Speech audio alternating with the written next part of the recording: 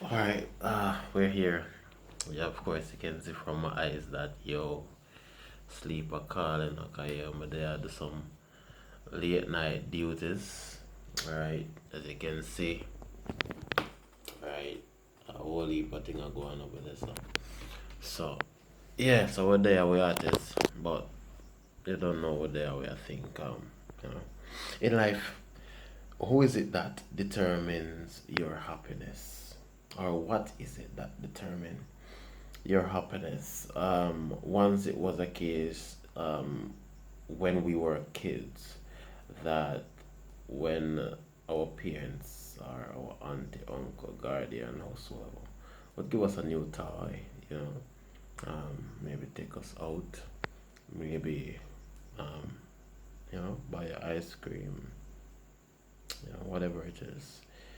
Those were the things that determine our happiness. There wasn't any concern about, you know, how is it that we're going to pay this or pay that, or, there are certain responsibilities that weren't on us, so we did not have that level of, that kind of burden for beer, and we, however, transitioned, became teenagers, become adults, and all of a sudden, things change. What used to make us happy no longer make us happy. So, you're now able to buy all the things that you wanted to buy as a child, but those things are not as valuable anymore, right? Because of course, the higher you climb, the higher you want to climb, and the greater your needs, right? But again, the big question is, what is it that make you happy? Who is it that make you happy? Is it a case where we're too dependent on, an external factor, right? An external factor in terms of something else or someone else, right? Instead of finding that happiness within ourselves, right? There are times when, sometimes you see, being ambitious is all good, but we often get so caught up in, achieving all of these accolades, the degrees, the house, the car. But as soon as you get the car and you're so proud of the car, in a few weeks, you're talking about maintenance, and then you're not as, you used to be very, very much joyful and passionate when you were walking by the car lot and looking at the car and, you know, looking at your future car until you own it. You used to be so passionate and so, you know, into the whole. You get emotional and you feel so great, you feel so positive, you feel so nice working towards this goal, this position at your workplace or in your career until you get there. It's not, it's no longer as sweet, you know what I mean? Because the more you get, the more you want to get. Right? So, my word to you right now is, more time you have to just remember that beside the ambition, because I'm not saying stop dreaming or stop aspiring, right? And beside the other achievements, think about your happiness, right? So while you're doing all of that, think about your happiness, right? And if your happiness means that you need to slow down, then perhaps you need to slow down, right? There are times when you're going too fast and we're trying to grab this, we're trying to grab that. Time is running out. I'm almost 30. I haven't reached this before. I haven't reached this yet. I haven't gotten that yet, right? And you get so caught up, that you forget that, hey, happiness is a part of the thing. If you're not happy, then that's going to be a problem.